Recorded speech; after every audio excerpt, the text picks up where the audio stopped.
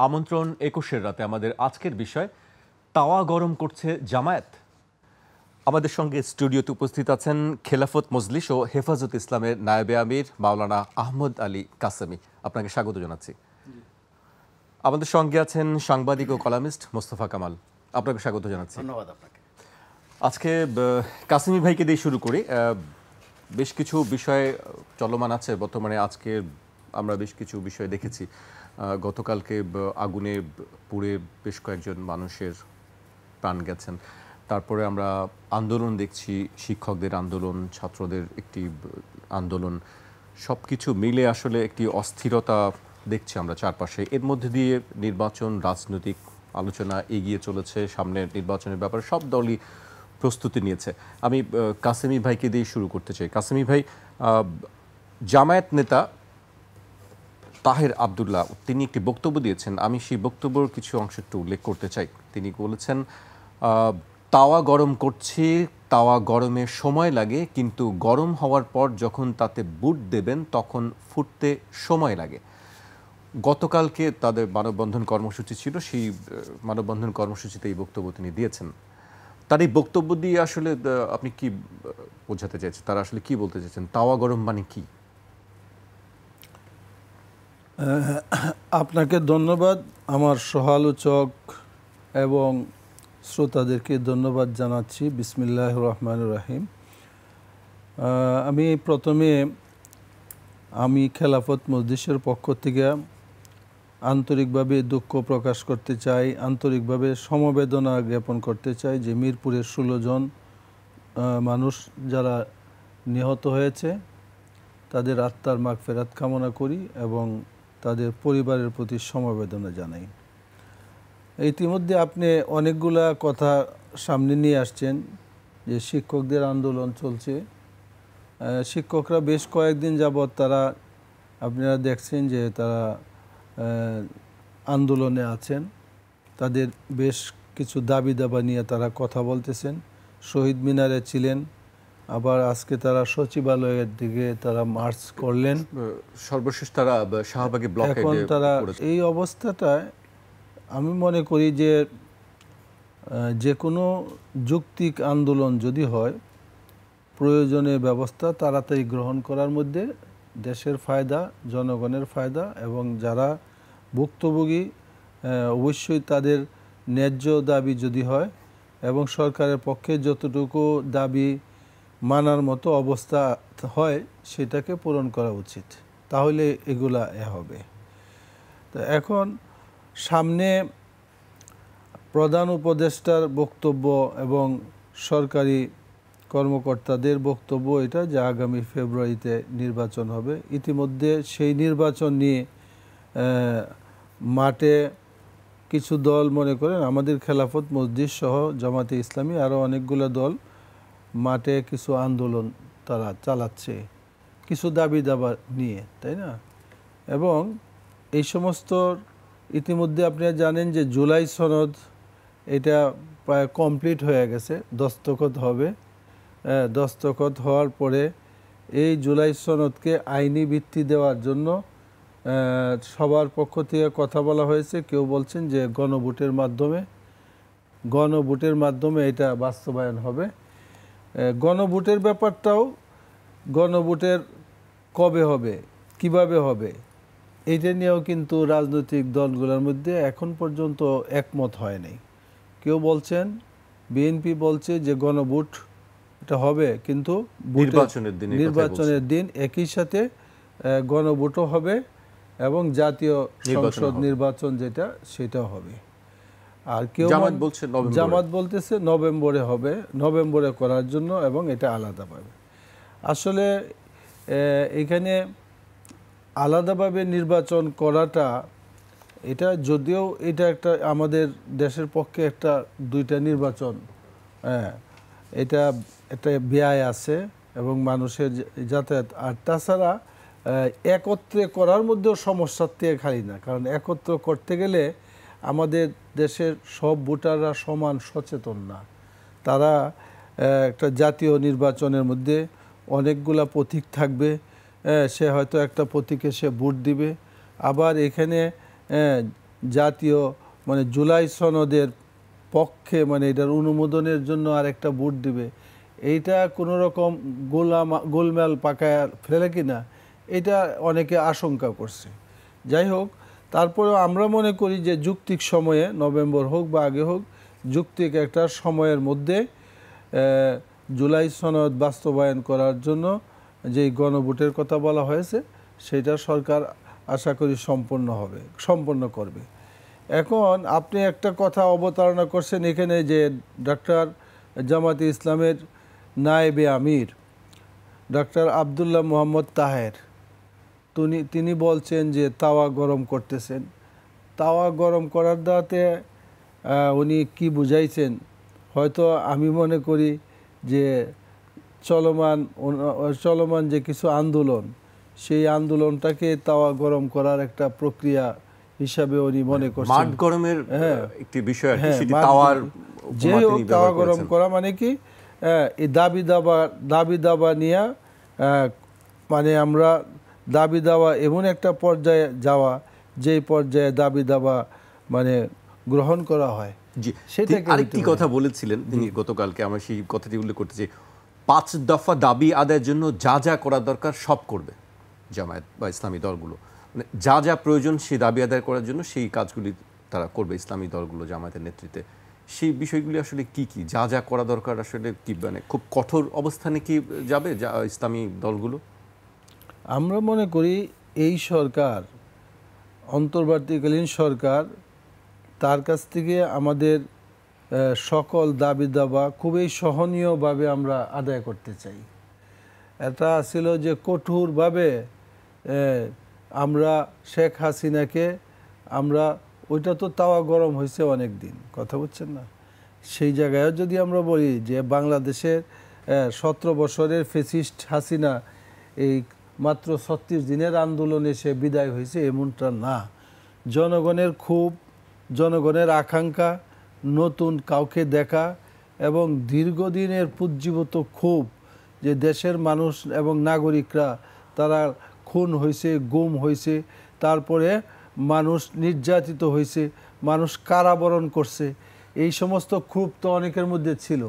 এই পুঞ্জীভূত ক্ষোভের কারণে দেশের মানুষের একটা প্রত্যাশা ছিল যে যেই মানুষটা আমাদেরকে ভোট দিতে দেয় নাই, দুই তিনবার আমরা ভোট দিতে পাই নাই, এই সব কিছু মিলায়া তারা কিন্তু আন্দোলনের মাঠে সকল দল ছিল।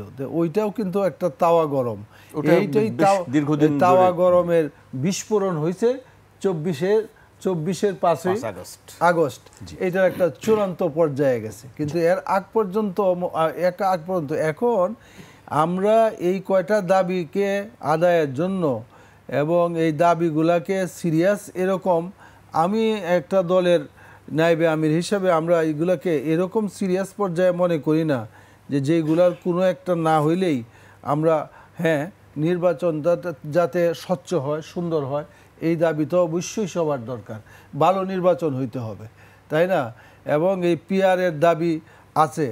আমরা আন্দোলনরত দলগুলার সবাই কিন্তু পিআরকে অনিবার্য হিসাবে, পিআর না হইলে নির্বাচনে অংশগ্রহণ করবে না, এটা কিন্তু তা আমাদের সবাই মনে করেন না, কেউ কেউ মনে করতে পারে। তো এই ইতিমধ্যে যদি আপনি লক্ষ্য করেন তাহলে আমরা এইটার ব্যাখ্যা উনি ভালো বলতে পারবেন যে গরমটা কোন পর্যায়ে করবেন এবং সেটার চূড়ান্ত রেজাল্ট কি হবে এবং কি রেজাল্ট নিতে চান। জি, আমি আপনার কাছে আবারও আসবো, আমি মোস্তফা কামাল ভাইয়ের কাছে আসতে চাই। কামাল ভাই, আপনি নিশ্চয়ই শুনছিলেন কাসেমি ভাইয়ের কথাগুলো, উনি বলছিলেন তাওয়া গরম দিয়ে আসলে কি বোঝাতে চেয়েছেন? জি, ধন্যবাদ আপনাকে। রূপক অর্থে ব্যবহার করেছেন শব্দটা। তিনি নিজে যে এলাকার মানুষ, অর্থাৎ কুমিল্লা 14 গ্রাম, ওখানে বলা হয় খোলা গরম করা, ওই আঞ্চলিক শব্দ এটা।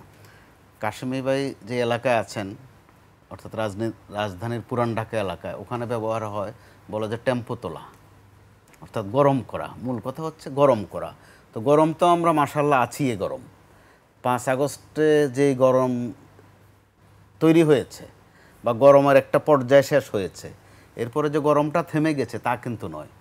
তো আবার ডাক্তার তাহের যেখানে আরেকটা শব্দ তিনি পরবর্তীতে যোগ করেছেন, পিঠা বা রুটির কথা কিন্তু বলেননি, বোধহয় সম্ভবত বলেছেন বুট বা কিছু। বুটের কথা বলেছেন। তার মানে সংখ্যায় অনেক।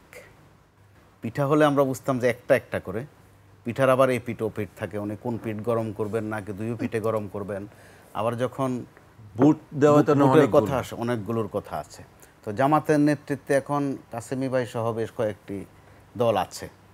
এটা একটা মেরুকরণ কিন্তু, কারণ একটা সময় পর্যন্ত কাসেমি ভাইরা যে অংশে আছেন, অর্থাৎ হেফাজতে ইসলাম যেদিকে আছে, তারা কিন্তু জামাত সম্পর্কে ভিন্ন ভিন্ন কথা বলতো।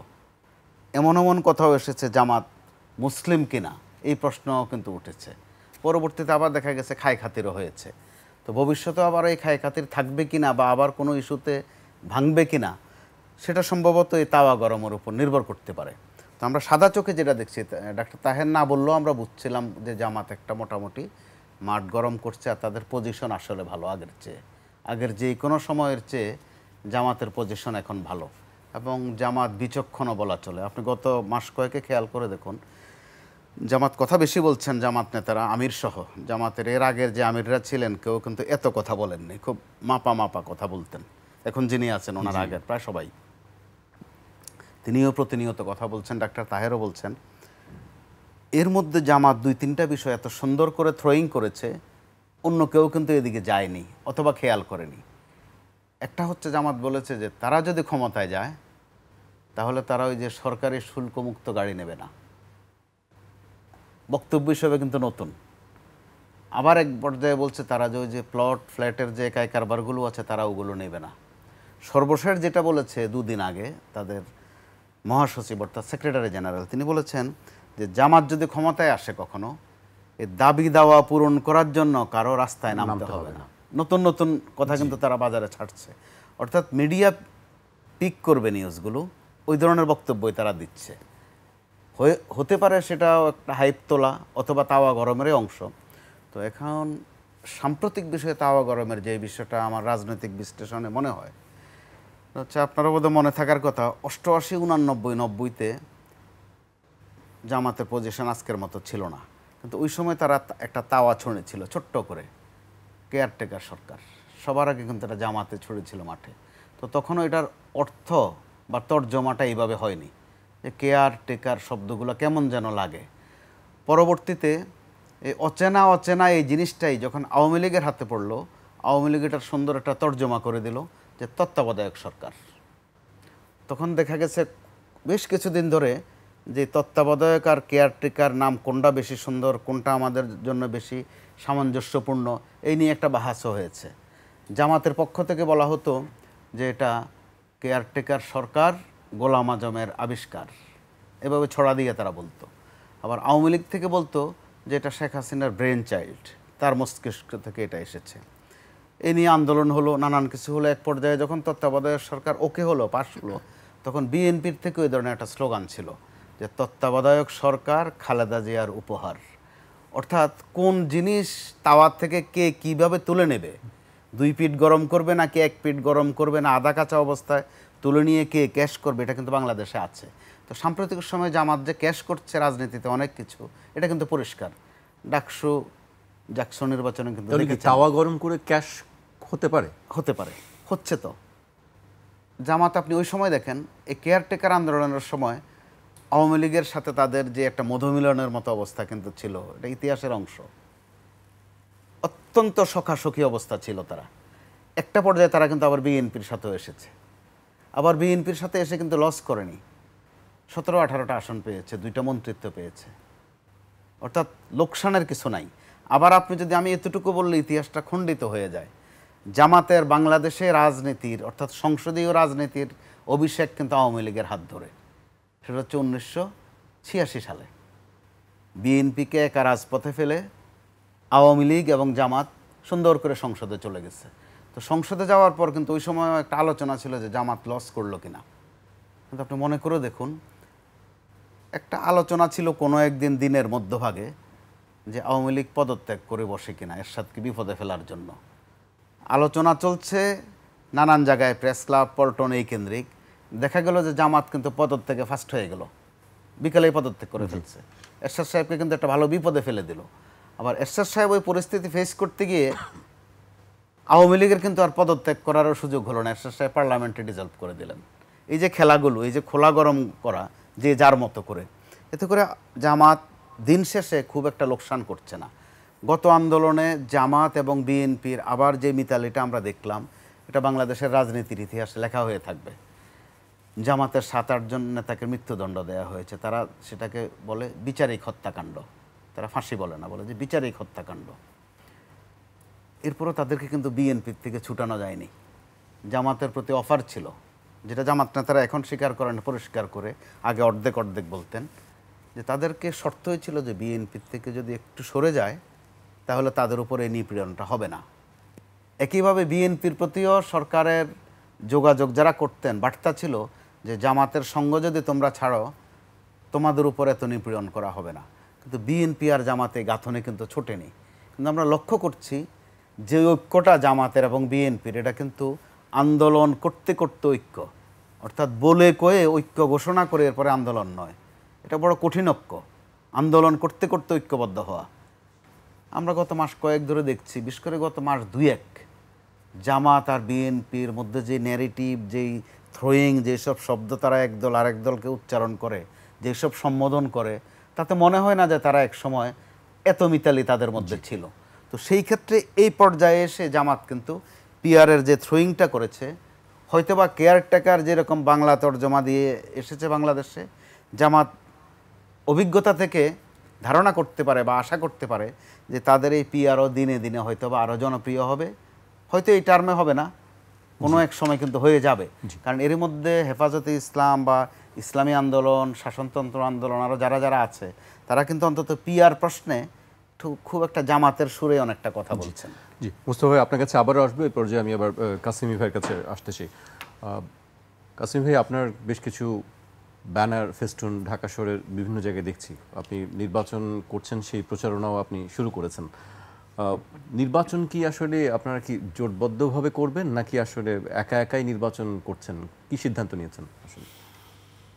এই ব্যাপারে একটা কথা হলো যে প্রত্যেকটা দলের তাদের নিজস্ব অস্তিত্ব টিকায় রাখার জন্য নির্বাচনকালীন সময়ে নির্বাচন করাটা খুব প্রয়োজন। আমাদের দল খেলাফত মজলিস, ইতিমধ্যে আপনারা বিভিন্ন মিডিয়ার ভাবে জানতে পারছেন যে আমরা 256-র অধিক আসনে আমরা নিজেদের দলীয় প্রার্থী আমরা ঘোষণা করছি।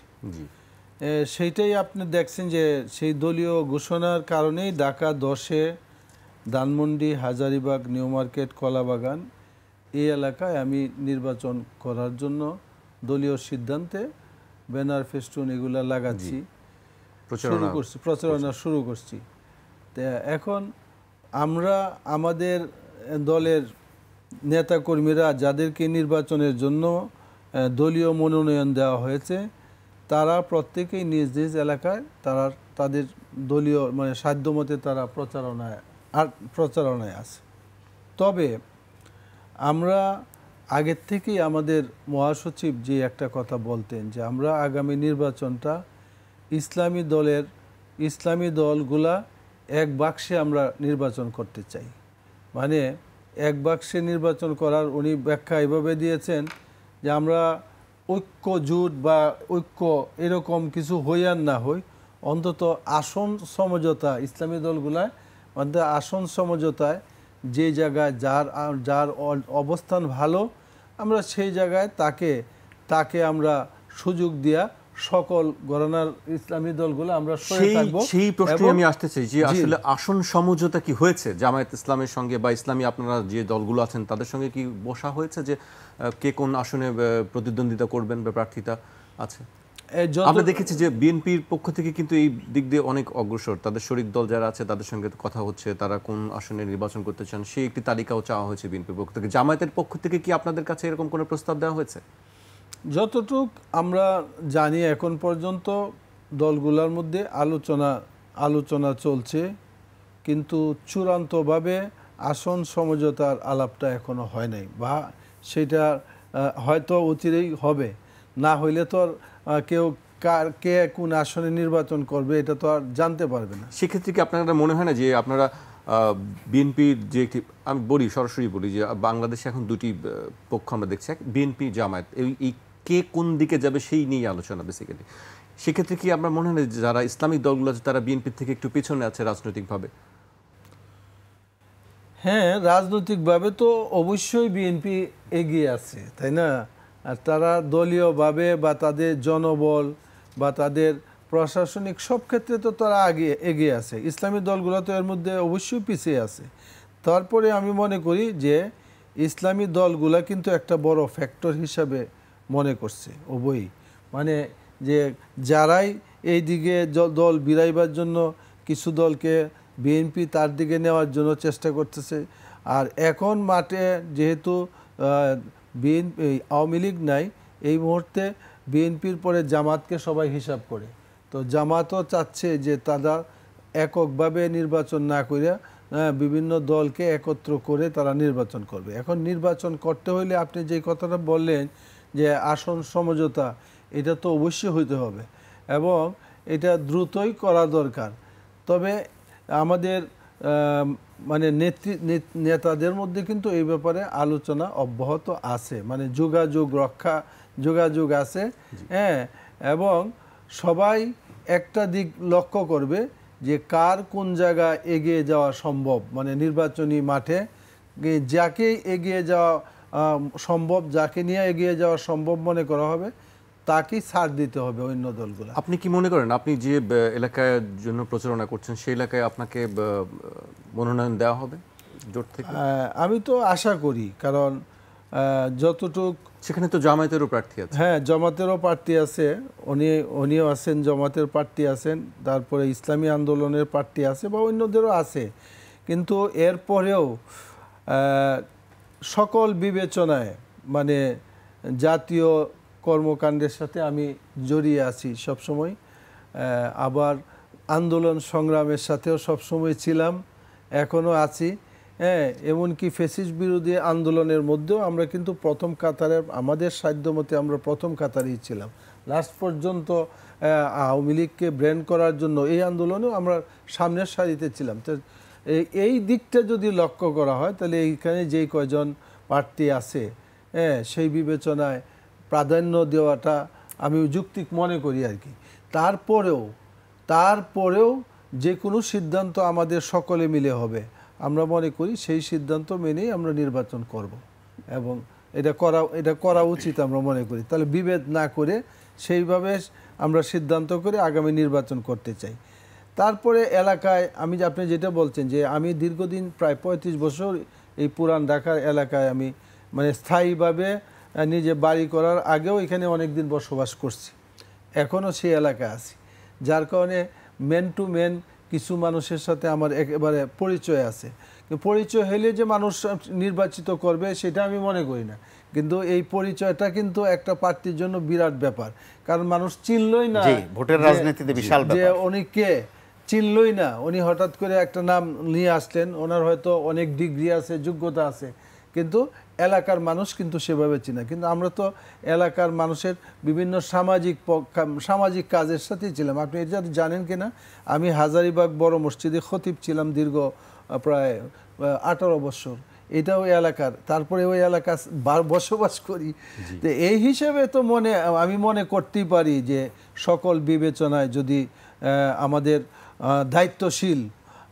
দায়িত্বশীল বলতে আমি এসহ এই দায়িত্বশীলরা যদি মনে করে যে এই আসনে নির্বাচন কাকে দিলে আমাদের ভালো হবে, তা আমি মনে করি এই প্রাধান্য যদি দেয় ওনারা, তাহলে আমরা ওনাদের সেইটাকে সামনে রেখে মানে জনগণের পাশে আমরা যাব এবং আশা করি পিআর পদ্ধতিতে যদি নির্বাচন হয় সেক্ষেত্রেও কি আপনাকে নমিনেশন দিবে বলে আপনি আশাবাদী?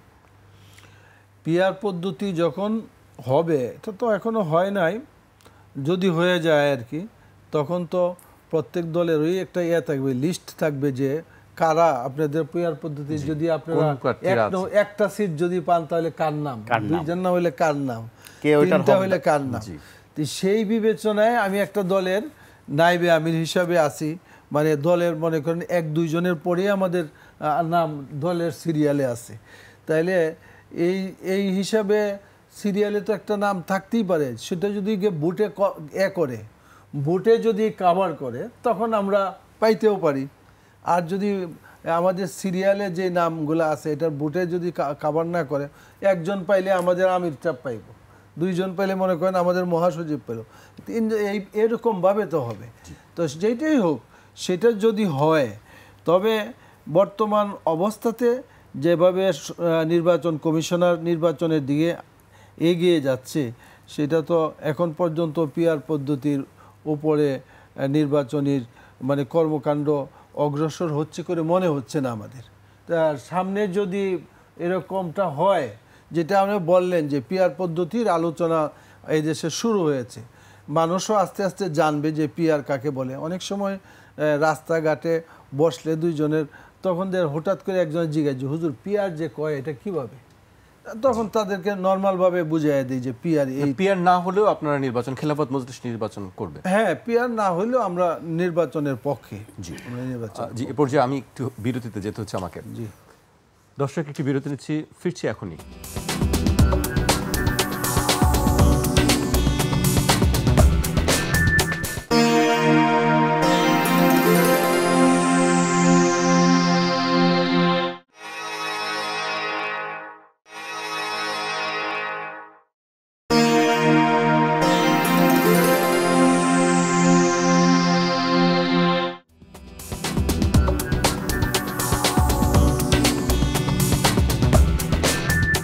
বিরতির পর আবারও স্বাগত। আপনারা দেখছেন ২১-এর রাত। আমাদের সঙ্গে আছেন খেলাফত মজলিস ও হেফাজত ইসলামের নায়েবে আমির মাওলানা আহমদ আলী কাসেমি এবং সাংবাদিক ও কলামিস্ট মোস্তফা কামাল। এ পর্যায়ে আমি কামাল ভাইকে দিয়ে শুরু করতে চাই। কামাল ভাই, ওই জোটের নিয়ে আলোচনা হচ্ছিল, আসন ভাগাভাগি নিয়ে আলোচনা হচ্ছিল। সেক্ষেত্রে একটি বিষয় আমরা দেখেছি গত কয়েকদিন সংবাদ মাধ্যমে, আপনিও নিশ্চয়ই খেয়াল করেছেন, বিএনপির যারা শরিক দল আছে তাদের ক্ষেত্রে এলাকায়, স্থানীয় জায়গায় আমরা দেখেছি ঝাড়ু মিছিল হয়েছে, অবাঞ্ছিত ঘোষণা করা হয়েছে কাউকে কাউকে। এই পরিস্থিতিতে কি আসলে বিএনপির জন্য খুব সুখকর কিছু হবে? সেটা একটা প্রাথমিক প্রতিক্রিয়া, অর্থাৎ আবারও পুরনো কথা যেতে হয়, ওই যে তাওয়া গরমের আরেকটা প্লেস, অর্থাৎ বিভিন্ন এলাকায়, ব্রাহ্মণবাড়িয়া সহ কয়েকটা এলাকায় হয়েছে, গুরুত্ব সিরিয়াসলি হয়েছে। তো সেটার ভিতরেও কি রাজনীতি আছে হয়তো খুব একটা গোপন থাকবে না। আর দ্বিতীয় বিষয়, বিএনপির পক্ষ থেকে এর মধ্যে কিন্তু স্পষ্ট বলা হয়েছে তারা দক্ষিণপন্থীদের উত্থান দেখছে, উদ্বেগের সাথে দেখছে। তো দক্ষিণপন্থী বলতে আমার সহ আলোচক কাসেমি ভাই তো ইনশাআল্লাহ আছেন, দক্ষিণপন্থী অবশ্যই আছেন। তো আবার কাসেমি ভাইকে খেলাফত মজলিস বলতে যত না মানুষ চেনে, তার চেয়ে বেশি চেনে একজন হেফাজত নেতা হিসাবে। আর বাংলাদেশের রাজনীতিতে হেফাজত রাজনৈতিক দল নয়, কিন্তু রাজনীতি নিয়ন্ত্রণ করার মতো ক্ষমতা পর্যন্ত। এই প্রসঙ্গে আমি আসলে কাসেমি ভাইকে আজকে আমি জিজ্ঞেস করতে চাই, আমি মোস্তফা কামাল ভাই ওই ক্ষেত্রে শুনতে চাই। কাসেমি ভাইদের নিজেদের অবস্থানটা পরিষ্কার করা কিন্তু খুব জরুরি হয়ে গেছে। যদিও আমরা অনেক কিছু ভুলে যাই, কিন্তু কিছু কিছু ভুলতে কিন্তু অনেক সময় লাগে। সেই ক্ষেত্রে শাপলা চত্বরের কথা আসে। তো শাপলা চত্বরের পরবর্তী ঘটনাগুলো কিন্তু অন্ধকারাচ্ছন্ন, গোজামিল। তারা কখনো কখনো তাদের হাজার হাজার, কখনো কখনো শত শত মৃত্যুর অভিযোগ করেছেন। তো তখন কিন্তু ওই সরকারটি, অর্থাৎ আওয়ামী লীগ সরকার এ নিয়ে তদন্ত কমিটিও করেছে। সম্ভবত 12, 13, 14 জন নিহত হয়েছে বলে ওই রিপোর্টগুলোতে বলা হতো। হেফাজত দেখা গেল পরবর্তীতে এই নিয়ে কিন্তু আর কোনো উচ্চ ব্যাখ্যা করলো না, হাজারেও থাকলো না, 100-এর মধ্যেও থাকলো না। আমি পর্যায়ে আসবো, একটা পর্যায়ে আমি শেষ করে ফেলি। এক পর্যায়ে তারা দেখা গেল যে ওই প্রধানমন্ত্রীকে কৌমি জননী উপাধিও দিলেন। তো ওই জননীর সন্তান হিসাবে তারা যখন আবার আওয়ামী লীগের বিপক্ষে অবস্থান নিয়েছে বা নেবে সামনে আরও, ওই ক্ষেত্রে তাদের ওই বিষয়টা কিন্তু জাতির কাছে পরিষ্কার করার প্রয়োজন আছে। মানুষ এখনও একটা অন্ধকারের মধ্যে আছে। কারণ হেফাজতের যে আলেমরা, আমি ব্যক্তিগতভাবে অনেককে চিনি, তাদের মধ্যে আমলি আলেম খুব বেশি, আমল আখলাক খুব ভালো তাদের, অত্যন্ত আমলি মানুষ। এবং আমার যেই এলাকা, অর্থাৎ কুমিল্লা এলাকা যেটা, ওই এলাকায়ও তাদের প্রচুর আলেম আছেন, খুব বনেদি আলেম, তারা হক্কানি আলেম বলে আমাদের এলাকায়, খুব সম্মান করে তাদেরকে মানুষ। তো এই মহলটিকে স্থানীয়রাও কিন্তু একটু সমঝে চলে, যে তারা একটু আবেগী হয়, একটু এবাদতি মানুষ, চট করে আবার খেপে যায়, আবার বুঝাতে পারলে তারা নরমও হয়ে যায়। তো তাদেরকে কিন্তু ব্যবহার করা হয়েছে। এই হেফাজতের মধ্যে সম্ভবত, আমি যদি ভুল না করে থাকি কাসেমি ভাই, 18-19টা দল আছেন আপনারা, এই দলের মধ্যে আবার ব্র্যাকেট বন্দি আছে, এই দল ওই দল, ব্র্যাকেটের নাম অনুযায়ী তারা আবার কেউ বিএনপির সাথে থাকেন, কেউ আওয়ামী লীগের সাথে থাকেন। তো তাদের এই অবস্থানটা কিন্তু পরিষ্কার করার এখন একটা সময়, কারণ 24-এর 5 আগস্ট কিন্তু আমাদেরকে যে ঝাঁকুনিটা দিয়েছে, প্রত্যেককে যার যার অবস্থান পরিষ্কার করার একটা সুযোগও কিন্তু দিয়েছে। যদি কোনো ব্যত্যয় ঘটে থাকে সেটা পরিষ্কার করারও কিন্তু সময় দিয়েছে। যারা এই স্রোতের মধ্যে থাকতে পারছে না এখন, কোনো না কোনোভাবে আচরণে, স্বভাবে, কথাবার্তায় ফ্যাসিজম চর্চা করে, এখনও ফ্যাসিস্টের মতো আচরণ করে, কথা বলে, খিঁচুনি দেয়, হুঙ্কার দেয় কারণে অকারণে, যে কারোর সাথে বেয়াদবি করতেও সময় নেয় না, এটা কিন্তু আওয়ামী লীগ বিএনপি দিয়ে তুলনা হবে না। এটা কিন্তু আচরণগত বিষয়, ফ্যাসিস্ট আচরণটা, এটা দলীয় পরিচয় নয়। তো ওই জায়গায় কিন্তু প্রত্যেকের যার যার ওজন পরিষ্কার করার যেমন বিষয় আছে, বৈশিষ্ট্য, স্বভাব, অথবা যদি ভুল করে থাকেন কখনো, সেই ভুলের স্বীকারোক্তিতেও কিন্তু কোনো অমর্যাদার কিছু নেই, অসম্মানের কিছু নেই। আবার এমন কিছু যদি থেকে থাকে ভিতরে ভিতরে, সেটা খোলাসা করারও কিন্তু একটা সময় যাচ্ছে। কেন এই কথাটা বলছি? আপনারা যেদিন ওনাকে কৌমি জননী খেতাবটা দিলেন সোহরাওয়ার্দী উদ্যানে, ওই দিন সম্ভবত ক্লাস 5-এর পরীক্ষা ছিল, একটা পাবলিক পরীক্ষা। ওই পরীক্ষাটা স্থগিত করা হয়েছিল। বাংলাদেশের ইতিহাসে এটা কিন্তু একটা মারাত্মক ঘটনা। শুধু একজনকে খেতাব দিবেন, তাও কাকে আপনারা ভালো করে জানেন উনি কে। এমনকি হেফাজত আর একটা কোড নেমও হয়ে গিয়েছিল যখন আওয়ামী লীগ মাঝে মধ্যেই, আপনি মনে করেও দেখুন, প্রধানমন্ত্রী শেখ হাসিনা ওই সময়ের, ওবায়দুল কাদের, আরেকজনের স্পোক্সম্যান ছিলেন হানিফ সাহেব অথবা হাসান মাহমুদ সাহেব, বিএনপিকে যখনও কোনো ধমকি দিতেন বলতেন হেফাজতের মতো কাণ্ড ঘটিয়ে দেব। হেফাজতের কথা যেন মনে থাকে। অর্থাৎ হেফাজত এমন একটা প্রতীক যেটার নির্যাতন করা যায়, যা ইচ্ছা তা করা যায়। নইলে এই প্রতীকটা বাছাই করা হলো কেন যে হেফাজতের কথা মনে করুন? তো একদিকে পরবর্তীতে কিন্তু এই আওয়ামী লীগও বলছে না, হেফাজতে আসলে তেমন কিছু হয় নাই শাপলা চত্বরে, যেগুলো বলা হয়েছে এগুলো ফেক, যেসব ছবি দেখানো হয়েছে এগুলো বিদেশি চলচ্চিত্রের ফুটেজ, সত্যিকার অর্থে কাউকে কোনো মারধর করা হয়নি। হেফাজতও কিন্তু ওই অবস্থান আজ পর্যন্ত পরিষ্কার করেনি। আমার রাজনৈতিক বিশ্লেষণ বলেন আরেকজন, গণমাধ্যম কর্মী হিসাবে বলেন আরেকজন, সাধারণ ভোটার হিসাবে বলেন, যে হেফাজতের কিন্তু ওই বিষয়গুলো পরিষ্কার করার একটা সুযোগ চলে যাচ্ছে অবস্থায় আছে। আছে। হেফাজত ইসলামী সম্প্রতি দেখেছি আমরা একটি সংবাদ সম্মেলন করেছেন, সেই সংবাদ সম্মেলনে তারা বলেছেন যে হেফাজত কোনো জোটে যাবে না, হেফাজত কোনো রাজনৈতিক দল নয়। আমার প্রশ্ন কাসিমি ভাইয়ের কাছে ছিল, কিন্তু আমি তার আগে মোস্তফা কামাল ভাই আপনার কাছে আমার জানতে চাচ্ছিল যে বিএনপির আসন সমঝোতা বা আসন ভাগাভাগি নিয়ে যে স্থানীয়ভাবে যে এক ধরনের অসন্তোষ কাজ করছে, সেইটি কি আসলে বিএনপি সামাল দিতে পারবে শেষ পর্যন্ত? শেষ পর্যন্ত অবশ্যই পারবে। সেটা হচ্ছে বাংলাদেশের বা সারা বিশ্বের বুর্জুয়া রাজনীতির একটা স্বভাব বৈশিষ্ট্য আছে।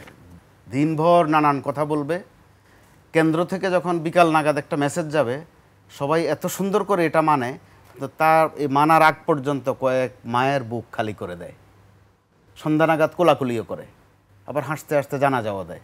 এটা কিন্তু এক নিষ্ঠুর স্বভাব বলেন, বৈশিষ্ট্য বলেন বাংলাদেশের।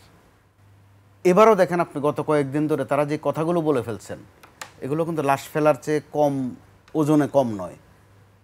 এক ধরনের ঐক্যমত্য খেয়াল করছি আমি, নেগেটিভলি ঐক্যমত্য। বিএনপি বলছে যে কয়েকজন উপদেষ্টা আছেন, ওরা জামাতের দিকে ইঙ্গিত করে বলছেন যে সব ওদের কথাবার্তা চলে। কোনো সময় নেয়নি কিন্তু বিএনপি বোধহয় দুপুর নাগাদ এই অভিযোগটা করেছে, বিকাল নাগাদ জামাত বলে ফেলছে যে বিএনপির কিছু আমলা আছে, সরকার এদের উপর অত্যন্ত ভর করেছে, এদের মাধ্যমে বিএনপিকে ক্ষমতায় নেওয়ার জন্য তত্ত্বাবধায়ক সরকারের কয়েকজন উপদেষ্টা খুব পরিশ্রম করছেন। এখন ঐক্যমত্য কি চমৎকার, অভিযোগ একই দুইজনের, কিন্তু পাল্টাপাল্টি। তো এগুলো কিন্তু এই পরিস্থিতির জন্য হত্যাকাণ্ডের চেয়ে কম নয় এক একটি, যেখানে আমরা ঐক্যমত্য বলতে বলতে জিকির করার মতো করছি, তসবিহ জপছি ঐক্যমত্য নামে, কিন্তু ওনারা দেখেন থ্রোয়িংটা কি করছেন। তো এইরকম একটা সময়ে প্রাসঙ্গিক বলছি কেন, হেফাজত যারা করে হোক তারা রাজনৈতিক দল নয়, তারা কিন্তু ঘটনা, কিন্তু তারা তো ভোটার, ভোট তো আছে। আওয়ামী লীগ বলছেন নিষিদ্ধ, কিন্তু ভোটগুলো তো আছে, এই ভোটগুলো কিন্তু ম্যাটার করছে। তো আবার উত্তরপন্থী দক্ষিণপন্থী ভাগ করা, ডান বাম ভাগ করা, সমমনা ভাগ করা, বিপরীতমনা ভাগ করা, এগুলোতে ভিতরে ভিতরে যে সমীকরণটা চলছে, জামাতে ইসলামী যেহেতু পাক্কা দল, অত্যন্ত পাক্কা হেফাজতে ইসলাম বা কাসেমি ভাইদের সাথে তাদের এইভাবে এত দ্রুত সময়ের মধ্যে একটা সম্মিলন ঘটবে, এটাও কিন্তু আমরা অনেকে আশা করিনি। কারণ তাদেরকে ওই যে ইসলামের যে বিধি বিধানগুলো, ভাগগুলো, ওহাবি চিহ্নিত করা, এটা ওটা চিহ্নিত করা, মওদুদিবাদে চিহ্নিত করা, ওগুলো কিন্তু দীর্ঘদিন ওনাদের মধ্যে চলেছে। এখন চট করে আবার ওনাদের মধ্যে আপনি দেখেন একটা মোটামুটি মিলন ঘটে যাচ্ছে। তো এগুলো পরিষ্কার করার বিষয় আছে। আবার জামাত সেই মিলনের মধ্যেই আবার নতুন করে হেফাজতের আমির বক্তব্য দিয়েছেন জামাত ইসলামীকে নিয়ে একটি অসন্তোষ আছে ইসলামী দলগুলোর মধ্যে। এরপর আপনার কাছে আবারও আসবো, আমি কাসেমি ভাইয়ের কাছে আসতে চাই। কাসেম ভাই, যে সংবাদ সম্মেলনটি হেফাজত ইসলামের পক্ষ থেকে করা হয়েছিল সেখানে বলা হয়েছিল যে অনতি বিলম্বে সঙ্গীত শিক্ষক নিয়োগের বিধিমালা বাতিল করে ধর্মীয় শিক্ষক নিয়োগের বিধিমালা জারি করতে হবে, কোরআন অবমাননায় দৃষ্টান্তমূলক বিচার নিশ্চিত করতে হবে, পাশাপাশি দীর্ঘ বিচারহীনতার ফলে আইন নিজের হাতে তুলে নেওয়ার প্রবণতা রোধে মুসলিম, হিন্দু, বৌদ্ধ, খ্রিস্টান সহ সব ধর্মাবলম্বীর ধর্মীয় অনুভূতির সুরক্ষায় ধর্ম অবমাননাকার বিরুদ্ধে সর্বোচ্চ কঠোর আইন প্রণয়ন করতে হবে। রাষ্ট্রীয়ভাবে 5 মে তারিখকে শাপলা গণহত্যা দিবস হিসেবে ঘোষণা করতে হবে। আপনার কঠোর শাস্তির কথা বলেছেন, কঠোর শাস্তিটা আসলে কি? মৃত্যুদণ্ড? না, ওটা তো অপরাধের ধর্মীয় অবমাননার কথা ধর্মীয় অপরাধের অবস্থানটা দেখে, মাত্রা দেখে সেই ধরনের একটা বিচার, মানে যদি ইসলামী, আমি বলেন যদি ইসলামী দণ্ডবিধি কার্যকর হয়, এইখানে তো এখন পর্যন্ত ইসলামী দণ্ডবিধি কার্যকর হচ্ছে না। আমরা দেশীয় আইনেই তাদেরকে কঠোর বিচারের, মানে যতটুক তার অপরাধ। ইসলামী আইন আপনারা চাচ্ছেন না? না না, ইসলামী আইন এই মুহূর্তে তো এই সরকারের কাছে ইসলামী আইন বললে তো আপনারা যদি ক্ষমতায় আসেন সেক্ষেত্রে ইসলামী আইন আপনারা নিশ্চয়ই, ইসলামী দলগুলা যদি মানে ক্ষমতায় আসে তো তখন তো জনগণ তো জানবেই যে আমরা ইসলামী দলকে ক্ষমতায় পাঠাইছি, তারা ইসলামী শাসন কায়েম করবে, তখন তো ইসলামের বিধিবিধান কায়েম হবে। আর এখন তো কেউ কিন্তু আমাদেরকে 2-1 জনের যে সংসদে পাঠাচ্ছে বা পাঠাবে, এটা কিন্তু ইসলামী আইন বা ইসলামী বিধান কায়েম করার জন্য না। আপাতত আমরা অন্তত এতটুক পারি যে ইসলামের বিপরীত বা ইসলাম ক্ষতিগ্রস্ত হয় সেই ধরনের কোনো আইন কানুন যাতে প্রতিষ্ঠিত না হয়, আমরা এইগুলার থেকে তো আমরা এ করবো। অন্তত দেশের শাসকবর্গকে আমরা এতটুক সুরক্ষা করা যে ইসলামের বিরুদ্ধে কোনো আইন যাতে না হয়, সেইটার জন্য তো আমরা ইসলামী আইন না হোক কিন্তু ইসলামের বিরুদ্ধে কোনো আইন যেন না হয়। এই মুহূর্তে আমাদের তো অবশ্যই চেষ্টা যে দেশ চলবে আল্লাহর কোরআনের বিধান অনুযায়ী। আল্লাহ রাব্বুল আলামিন তো কোরআন মানুষের জন্য পাঠিয়েছেন, যে এই কোরআনের মধ্যে আল্লাহ পাক মানুষের সকল জীবন ব্যবস্থার যাবতীয় জিনিসকে এই কোরআনের মধ্যে বর্ণিত আছে। হয়তো কোনোটা আপনি বুঝলেন না প্রকাশ্যে, সেটাকে হাদিসের ব্যাখ্যায় আছে, হ্যাঁ, রসুল ব্যাখ্যা দিচ্ছেন। সুতরাং সেই বিধিবিধান প্রতিষ্ঠিত করার জন্যই তো ইসলামী দলগুলা কাজ করে। চূড়ান্ত কাজ তো আমরা সেইখানেই, যে আমরা ততক্ষণ পর্যন্ত আমাদের চেষ্টা শেষ হবে না যতক্ষণ পর্যন্ত না আমরা আল্লাহর বিধান প্রতিষ্ঠা করতে না পারবো। সুতরাং আল্লাহর বিধান প্রতিষ্ঠা করার সংগ্রাম, এটা তো সকল ইসলামী দলেরই কাজ, এবং আমি তো মনে করি যে সকল মুসলমানেরও এই ব্যাপারে সহযোগিতা করার কাজ।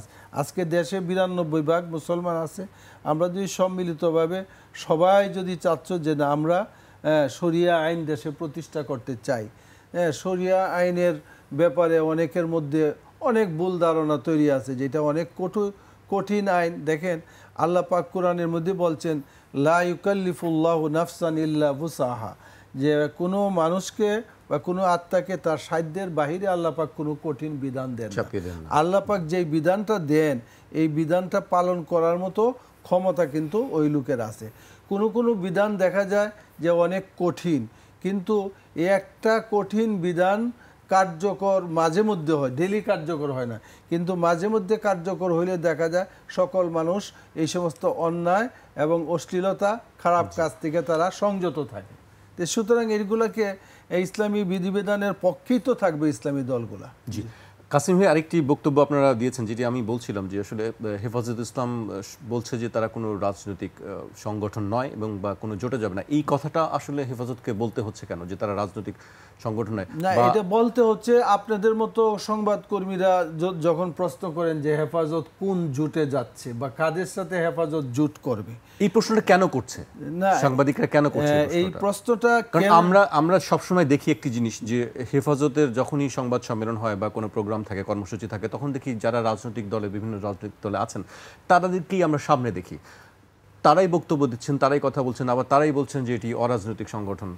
মানে ভালো না, আপনার কথা ঠিক আছে, কারণ ব্যাপারটা হয়েছে যে যারা রাজনীতি করে এরা কিন্তু অনেকটা এগিয়ে থাকে, এটা মনে রাখতে হবে। তো হেফাজতের মধ্যে যখন এই রাজনৈতিক দলের লিডারগুলা হেফাজতের মধ্যে থাকে তখন সঙ্গত কারণেই, বিভিন্ন কারণে তারা কিন্তু একটু এগিয়ে থাকেন, এই জন্য তাদেরকে এই জায়গার মধ্যে দেখা যায়। তবে এর পাশাপাশি কিন্তু আরও কিছু মানুষ আপনি দেখেন, যেমন মৌলানা সাজেদুর রহমান আমাদের মানে মহাসচিব হেফাজতের, সেও তো এগিয়ে থাকে কিন্তু তিনি কোনো রাজনৈতিক দলের না, তাই না? তারপরে আমাদের আমির মহিবুল্লাহ সাহেব বাবুনগরী, উনিও কিন্তু কোনো রাজনৈতিক দলের না। আরও হাটহাজারীর মৌলানা জসিমউদ্দিন সাহেব ছিলেন, তিনিও কিন্তু কোনো রাজনৈতিক দলের না। কিন্তু হয় কি, এই যে মানে ডুলের বাড়িটা তো বেশি বোঝা যায়, তাই না? এখন যারা রাজনীতি সবসময় করে আপনি তাদেরকে চিনেন, আমরা রাজনীতি করি, হেফাজতেও আছি, কিন্তু এই জন্য আমাদেরকে চিনে মানুষে, এটা চিনা, এই জন্য মানুষ আসলে এক ধরনের বিভ্রান্ত হয়, মানুষ বিভ্রান্ত হয়ে যায় রাজনৈতিক সংগঠন কিনা। বলতে চাইছি যে দেখেন হেফাজতের মধ্যে বিভিন্ন রাজনৈতিক দল আছে এবং হেফাজতের সামগ্রিক ইসলাম এবং সকল কর্ম এমন একটা যে আমি আমার দলের পক্ষ থেকে একটা কথা বলতে পারি, আরেকটা হলো আমরা সকল দল সম্মিলিতভাবে একটা কথা বলতে পারি। এই সম্মিলিত সকল দল বলার একটা প্ল্যাটফর্ম হলো হেফাজতে ইসলাম। সেইখানে সম্মিলিতভাবে আমরা কোনো দিনই ইস্যু সামনে আসলে এবং কোনো দিনই প্রতিবাদ যখন করতে হয় তখন আমরা হেফাজতে ইসলামের ব্যানারে সেখানে আমরা সম্মিলিতভাবে করি। এই জন্য অন্য দলের লিডাররা একই ব্যক্তি, তার ভিন্ন পরিচয় হইতে পারে না। আপনি তো এখন বসছেন, আপনার একটা পরিচয় এই জায়গায়, কিন্তু এখানের বাহিরে যখন আপনি কোনো কাজ করবেন তখন সেইখানের পরিচয় বহন করবে। সব জায়গায় কিন্তু আপনার এই জায়গার পরিচয় বহন করবে না, তাই না? এক জায়গায় তো আপনি সন্তান, আরেক জায়গায় আপনি পিতা, আপনার পরিচয় তো উভয় দিকেই আছে। হ্যাঁ, সন্তান যেমন আপনি একজনের, এটাও সত্যি কথা, আপনি একজনের পিতা, এটাও সত্যি কথা, আপনি একজনের স্বামী, এটাও সত্যি কথা, আপনি একজনের এক মায়ের সন্তান, সেটাও সত্যি কথা। সুতরাং এই পরিচয়ের মধ্যে হয়ে যাবে কেন হেফাজতে ইসলামের? এই জন্য যে আপনি এই প্রশ্ন আসে কেন, আমি সেটা বলতেছি যে হেফাজত কোন জোটে যাবে। যেহেতু হেফাজতের মধ্যে বিভিন্ন দল আছে, এই দলের কিছু লোক একদিকে গেল, কিছু লোক অন্যদিকে গেল, এটা তো স্বাধীন। ওই দিন বলা হয়েছে যে হেফাজতের নামে হেফাজত কোথাও কোনো রাজনৈতিক দলের সাথে জোটে যাবে না, যে হেফাজতে ইসলাম অমুক দলের সাথে গেছে। হ্যাঁ, বলতে পারেন যে খেলাফত মজলিস হেফাজতের একটা দল, এরা অন্য এই দিকে আছে। হ্যাঁ, জমিয়তে উলামা ইসলাম হেফাজতের সাথে কাজ করে এমন একটা দল, এরা অন্য দিকে আছে। এইগুলো আপনার বলার সুযোগ আছে, কিন্তু আমরা চাচ্ছি যে হেফাজতের নামে হেফাজত কোনো রাজনৈতিক দলের সাথে কি করবে না, কোনো ঐক্য করবে না, বা হেফাজত কোনো নির্বাচন কেন্দ্রিক কোনো কাজ করবে না, হেফাজত কারো কাছে ভোট চাবে না। হেফাজতের অন্তর্ভুক্ত দলগুলো তার নিজ নিজ প্ল্যাটফর্মে তারা ভোট চাইবে, এইটাই তো আমাদের। জি, কাসিম ভাই বলছিলেন, পুরো ব্যাখ্যা দিচ্ছিলেন তিনি। কি ব্যাখ্যাটা চমৎকার, আমি একটু যোগ করি এখানে। ওই অবস্থায় হেফাজত বড় চমৎকার অবস্থায় আছে। কখনো কখনো হেফাজত কারো কাছে যেতে হয় না। একটা প্রশ্ন আছে এখনো যে হেফাজত এবার কোন দিকে যাবে বা কোন জোটে যাবে। তো জোট বললে বেশি হয়ে যায়, যেহেতু তারা রাজনৈতিক দল নয়। কিন্তু দিক বলতে সমস্যা নাই যে কোন দিকে যাবে, কারণ হেফাজত বিএনপির দিকে যাওয়ার ইতিহাস আছে, আওয়ামী লীগের দিকে যাওয়ার ইতিহাস আছে, তার চেয়ে টাটকা ইতিহাস আছে যে হেফাজতের কাছে চলে যাওয়া। এই আপনি দেখেন গত কয়েক বছর ধরে তাদের যেটা অনেকটা রাজধানীর মতো হাটহাজারী, ওখানে কে গেছেন ওইটার চেয়ে আপনি যদি বলেন যে কে না গেছেন, এই সব রাজনৈতিক দলের নেতারা গিয়ে ওনাদের সাথে ধর্মীয় পরিভাষায় তারা একই কথা বলেছেন যে তারা শ্রদ্ধার মানুষ, সম্মানীয় মানুষ, তাদের দোয়া নিতে যান, আসলে ভোট নিতে যান। বলছেন দোয়ার কথা, আসলে ভোট চাইতে যান। তো ভোটের রাজনীতিতে তাদের এমন একটা পজিশন যে তারা দোয়া করে দেন, মাটিতে বসে তাদের সাথে একটু খাওয়া দাওয়া করেন। অর্থাৎ তাদের একটা পজিশন আছে, তারা নিজেরাও জানেন যে হিম্মত আছে, যেটাকে বলা হয় একদম প্রচলিত ভাষায়। আমি ধরুন মেজর শাহজাহান ওমরের মতো হেডম নাই বললাম, তো হিম্মত বলা যায়। যে তাদের ধর্মীয় পরিভাষা সম্ভবত এটাকে সোহবত বলে, যে একটু সংস্পর্শ নেয়া, ধন্য হওয়া। তো হেফাজতের এই পজিশনটা আছে, এই কারণে সম্ভবত প্রশ্নটা আছে এবং থাকবে যে নির্বাচনে হেফাজতের ভূমিকাটা কোন দিকে থাকে। আবার হেফাজতে ইসলাম এমন একটা সংগঠন, যেহেতু অত্যন্ত বিজ্ঞ আলেমরা ওখানে আছেন এবং এই আলেমদের বেশিরভাগই কিন্তু শিক্ষক। আর আমাদের ওই লাইনে, হেফাজতি লাইন যেটাকে আমরা বলি, ওখানে শিক্ষকের প্রতি ভক্তি করার একটা চর্চা কিন্তু যেই কোনো অংশের চেয়ে ওখানে বেশি। হুজুর একটা ছোট্ট ইশারা করলে হয়, বাদ বাকি একদম ভেঙ্গে চুরে বলতে হয় না যে কোন দিকে যাবা, ভোটটা কোথায় দিবা, এটা অনেকটা ইশারায় কাফি। তো হেফাজত ওই পজিশনে আছে, কিন্তু তারপরও একটা প্রশ্ন কিন্তু থেকেই যাচ্ছে যে হেফাজতের যেই আওতার মধ্যে, সীমানার মধ্যে যে দলগুলো আছে, তারা আবার আমাদের কাসিমে ভাই পরিষ্কার করে দিলেন যে ওখানে একটা এনওসি দেয়া আছে যে তোমরা যে যে দলে করো করতে থাকো ঠিকঠাকভাবে, কিন্তু হেফাজতকে তারা রাজনৈতিক প্ল্যাটফর্মে নিতে চাচ্ছে না। এটা কৌশল হিসাবে অবশ্যই চমৎকার, কারণ তাদের ওখানে মুরব্বি বলতে একটা শব্দ খুব উচ্চারণ হয়, ওটা মর্যাদাও দেওয়া হয়। ওই দিক থেকে হেফাজত ভালো পজিশনে আছে। জামাতও আগের যে কোনো সময়ের চেয়ে ভালো পজিশনে আছে, যদি আমরা ভালো অংশগুলো নেই। এমনকি হেফাজত অথবা মজলিস অথবা আন্দোলন অথবা জামাতে ইসলামী যেভাবে প্রেশার ক্রিয়েট করতে পারছে বিএনপির উপর, এটাও কিন্তু বাংলাদেশের এই বিদ্যমান রাজনীতিতে একটা বড় রকমের ঘটনা। বিএনপি খেয়াল করে দেখুন, তাওয়া গরমেরই কি অংশ? জি, অবশ্যই হিট লাগছে।